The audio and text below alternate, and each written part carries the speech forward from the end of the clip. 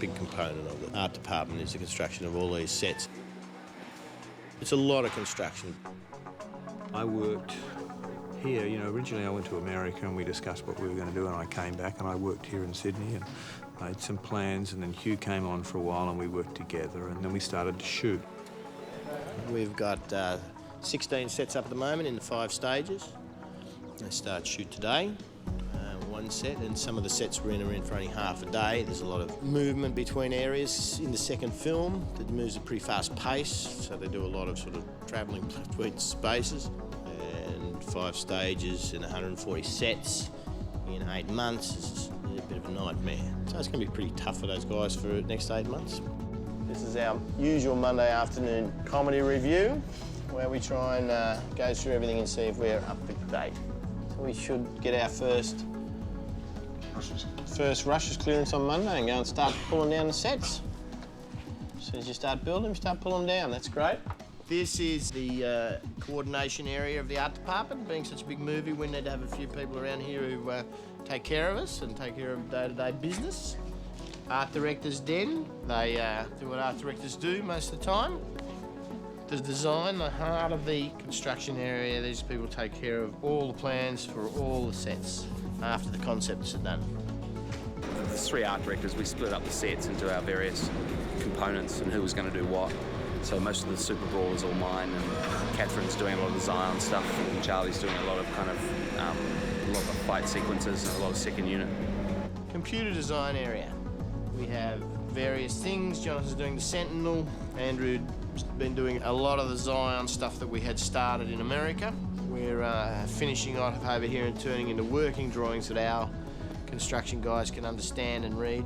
Screen graphics area, which we're doing our own in-house manufacture of all our screen graphics for the Nebuchadnezzar, the control room, and the whole interface is happening in this area over here. Basically, by having it in-house, we get to fiddle around more with it and get more out of it rather than farm it out.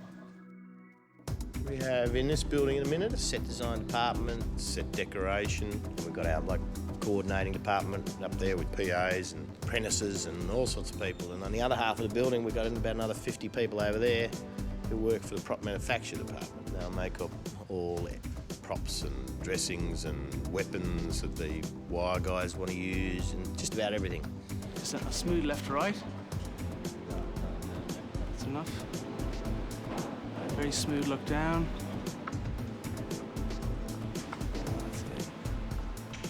Everything I think flows from Larry and Andy's mind, and to be able to take that along with everyone else on this kind of journey from being a written word to a drawing on a piece of paper to an image to something that's physically built or imaginarily built in a computer, it is a wonderful thing.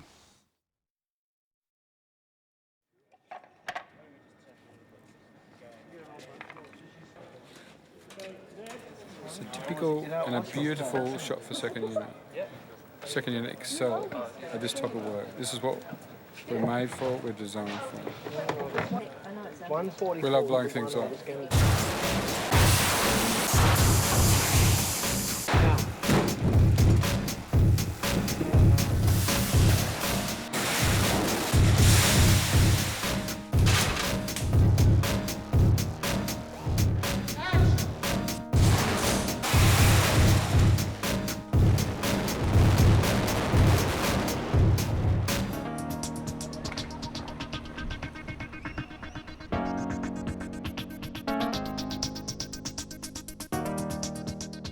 Basically, I think the job, the second unit, particularly my job, is to get the stuff that the main unit haven't got time to do for whatever reason. Did you get an impression about companies too, maybe? Exactly, sure. It's like the wreckage that's left over. It's 3 different scenes every day, bits of stuff that we started shooting 10 months ago. Moving, sort of heavy bits of metal through space very precisely, incredibly fast. We've been doing different types of things, from traditional second unit work like the classic insert of bullet hitting to a lot of visual effects oriented shots.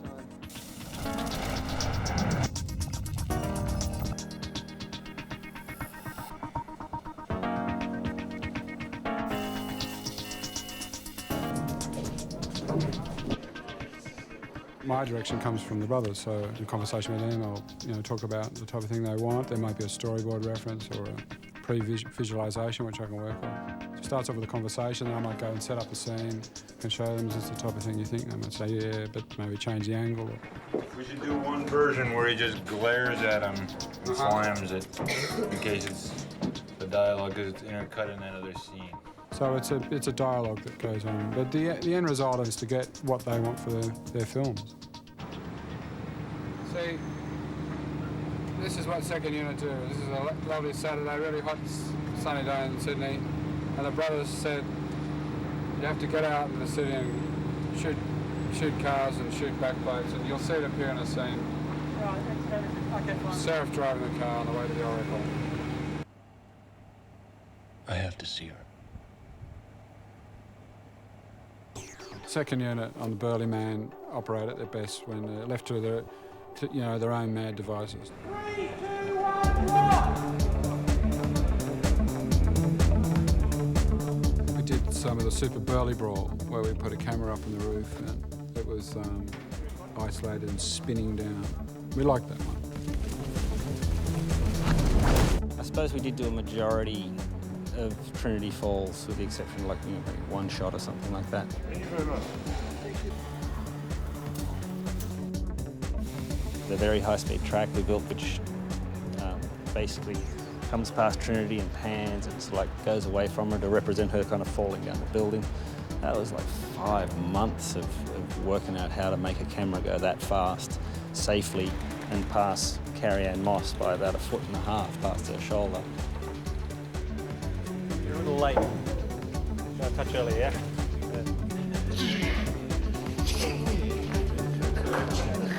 When I had the first conversation with the brothers, and they said that it wasn't enough work for them to just do the 2 sequels. They had to do a game as well. Well, in fact, the first day I started, we had the Hong Kong Wire team. We were doing a big stunt sequence with Roy Jones Jr. And I thought, well, this is the first day. It doesn't get much better than that. 1, 2, 3! In fact, I went up to Wu Ping and said, it's a great privilege to work with you, Wu Ping, and somebody pointed out, well, actually, that's not Wu Ping. That's Fish, but this is Wu Ping over here. That was my beginning, day one.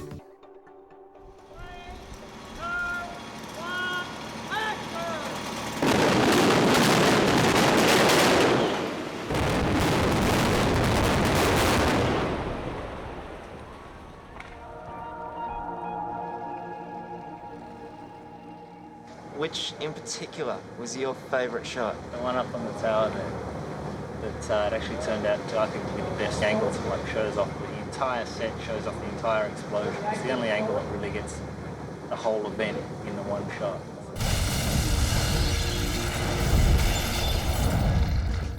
It's a cool shot. This scene is actually sort of like equates a little to the fireball explosion in the government lobby in the first movie, we shot that as well, and that was a lot of fun because like flames are great in slow motion.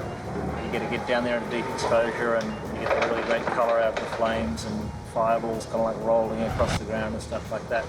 Yeah, it's kind of a bit of a signature thing in the Matrix. Julia and I had a thing going for a while there, but her teeth were a bit too big for me. She's got some big choppers. The second unit to me is like a mad European family.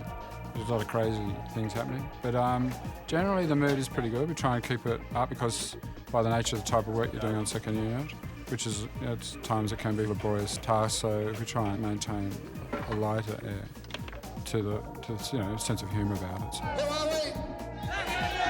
What do we like doing?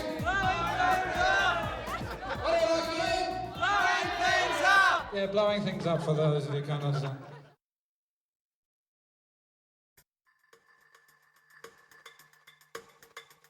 Oh no, White Island's good. White Island's good. The light's better over here. Give me a more specific.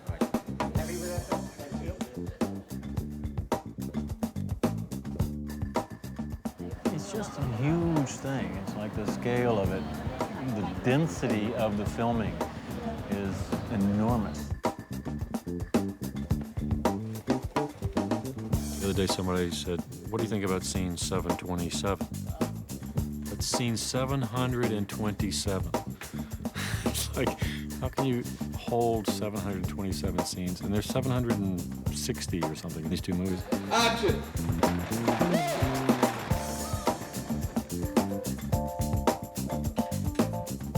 It's a different movie in some senses than the first one.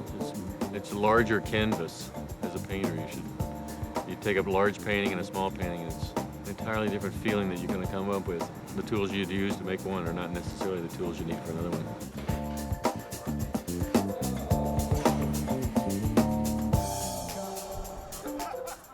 Left high school, I went to University of Virginia and went to the architecture school there. My parents gave me the money to go to Europe for the summer. And I went to New York on the way there, and I never got to Europe, actually. I just took film courses. So then I went to NYU graduate school, started concentrating on shooting movies, moved to LA and MTV, and here I am. I remember when I started a movie a long time ago, I was doing a lot of MTV, and the director wanted me to do a feature, and she was concerned that I had done so many short projects that I wouldn't have the stamina to last through a feature. The first movie I did was Darkman. That was 119 days. Army of Darkness was 118 days. We just did 267. My job is to actually be there and think about the shot, one chain link at a time. And if I go too far into the future, inevitably there's a mistake on the set where I should be. So I live only in the present. It evolves while you're doing it. It evolves while you're making it up. It evolves while they're lens up, while you light it, from take to take. It's constantly changing. Take 4 is not like take 3, and in the Brothers' case, take 57 is not like take 22. I don't know. It's hard to tell what it really looks like. People are constantly coming up to Larry and Andy and saying, "What's going to happen in this shot?" And they say, "Give me the viewfinder and give me the actors, and I'll tell you what's going to happen in this shot." You could do your profile as you like. Tone profile, you mean? Yeah, but I thought it would be a better cut to go this way if you want to come in on that angle. It's not until you actually do it that you know what it's going to be. They like the best directors put their brains on the screen. They put their own desires and wants and concerns on the screen.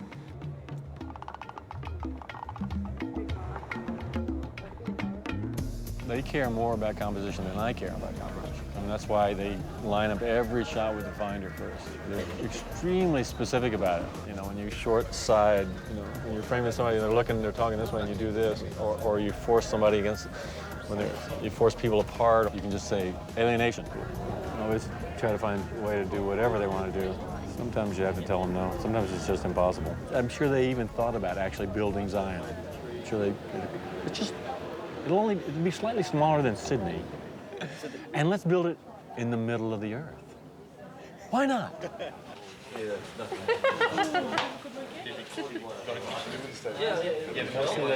I'm suing this. We did the freeway scene in San Francisco because there's enough stuntmen in America to do this freeway scene. And they drive on the right side of the street, and the runway was available here. Once you get past all the physical stuff, is getting the camera in places where it hasn't been in most car chases. But really the hardest part is that Larry and Andy wanted to shoot the sequence in content continuity on a freeway which goes east-west and north-south. Hasn't anybody else told you this stuff? Burley Brawl is not really a challenge to me, that's a reward. Burley Brawl is a long period of time in a place that I have total control. Perfect size place, perfect facility, plenty of room, enough time and money to prep it. Nice. We got a quad place. The system working here is sort of a hybrid stereoptic camera. So they could do head replacement, basically. So you have a stereoptic view of the actors, so they could locate them in space, and they could replace the stuntmen's heads with Hugo's head. And this sequence is because of we wanted a ethnic mix in the crowd of thousands that can be found in Australia. It's a bit of a hardship sometimes to work in an aircraft hangar because it's not made to be shot. There's like 60 girders crossing right there over Morpheus's head. It drives me crazy sometimes. The Matrix code was originally conceived to look like rain. It was supposed to look like water coming down the screen. So when you actually have rain, you of course want to allude to the Matrix code rain. So you want everything that can look like code to remind you of code. So we wanted fat rain, which we ended up with large nozzles and huge amounts of water. We used some different shutter angles, we used some drop frame stuff, we used strobes. Again, it's always a combination thing. This works for this shot, this doesn't work for that shot. This works for that shot, this doesn't work for that shot.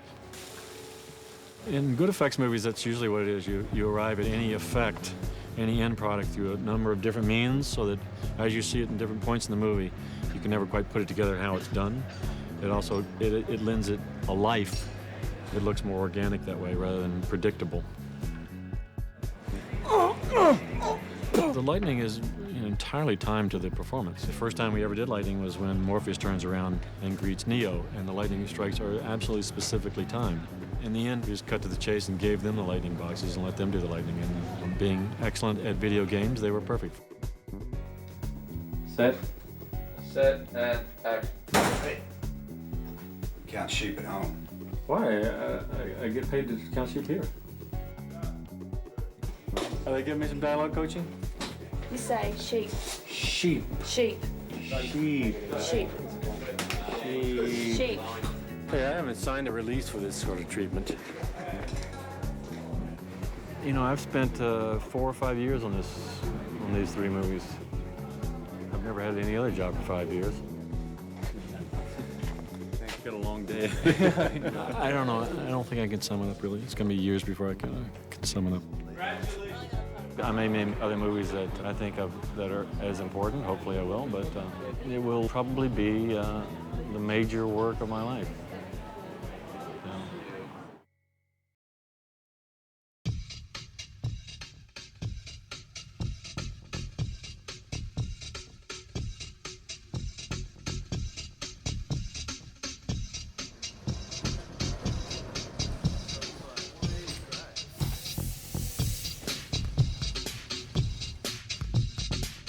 Grip electric camera crews are world class. They're as good as any crew in the world. My name's Brownie. I'm one of the key grips on the job. My name's Reg Garside. I'm the gaffer on Matrix 2 and 3.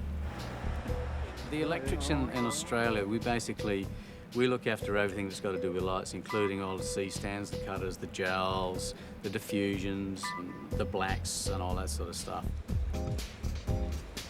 Okay.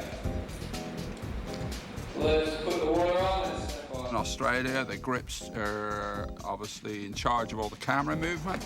You put up the green screens, general support rigging for electrics on set. Or was it the circuits are off? That's why it didn't work. We do total support structure for the camera department. I was good. A little bit later on the glasses. The movie is so big, so complicated that they run their own fiefdoms. It sort of comes down as a rimmer, so it should run that way. I can adjust that while it's up there. Just lock it off there. We run a 24-hour-a-day grip department, 5 days a week. The scale of these movies is no way you could build this in the morning and pack it up and go home at night. Brownie has to run his ship, and Reggie has to run his ship, and they consult with me, but we're all 3 equal. Many, many creative decisions are made solely by them. Yeah, if we say in the Mega Man. What Bill does is he tends to leave a lot of the set lighting to us as a lighting department. Reg moves ahead and lights the sets in advance. We talk about it, but specifically, I don't really know. I want a soft light here, and I want a hard shaft there, and I want there's some explosions, and this has got to happen. And Reggie I can just see him going, okay, I need to get lightning strikes, and it's like flicking them off. Is that light coming into here? No, it's not, mate. What I've got your lads used to do for me there is take it off on his atmosphere. When you work with a guy for 1.5 years, nearly 2 years, it becomes pretty easy. Your thoughts are almost the same. He'll light a set, I'll go by and put my 2 cents in, which I've never done with anybody else, really.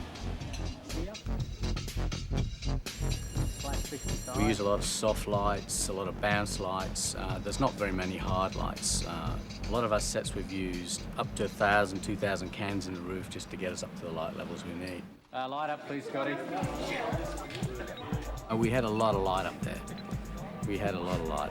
Just have to move this around, mate. Just need to get another reading on this.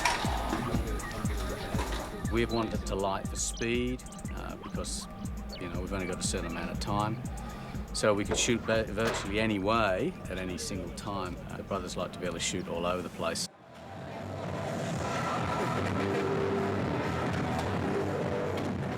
There's one thing I want to say about the grip department. I won't say it on film, Mark. That was our leader. The rigs for cable cams and flying cameras was probably the highlight from a gripping point of view of what all the lads done. That's very impressive. And that speed is variable. The expectation that's laid out and passed down the line is obviously ginormous. You've got to do a lot of controlling to keep what they need of the camera. I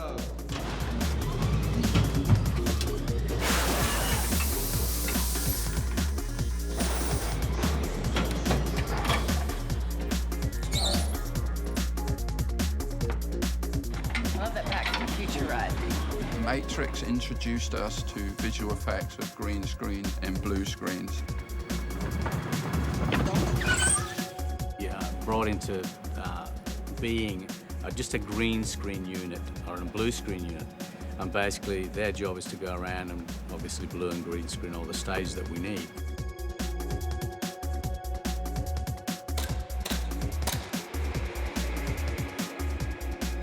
It's a cut. It's a huge effort to do. You can see this set here, this is in the real world. All the colours, they tend to lean towards blue. So we can't use any blue screen around them because we'll start losing them when we start digitising and mucking around with them in visual effects. So that's why we've gone with green. Vice versa, when we're in the Matrix, it's green, so we have to use blue screens. What we've got here, guys, is we've got a designated wet area and a dry area. All our cables are being kept off the floor because of any mishaps, anything happens. People walking around, they traipse water around with them when it gets wet. There's 700 amps of phase running around underneath all this rigging here, which is a lot of power. Biggest problem was liaising with special effects, figuring out where their water's going to go, and then making sure that everything that we've got rigged above, around the set, is fully protected. No one gets electrocuted. Action. These guys have upwards of 2 to 3 stages being rigged all at the same time. We've had 160 sets to do on this job. It's been a pretty mammoth task. And these guys here are responsible for that. Grips and electrics are got to be a very close bond. I never think twice about what's hanging above my head, and that's a credit to them. Ah, look. What does it say?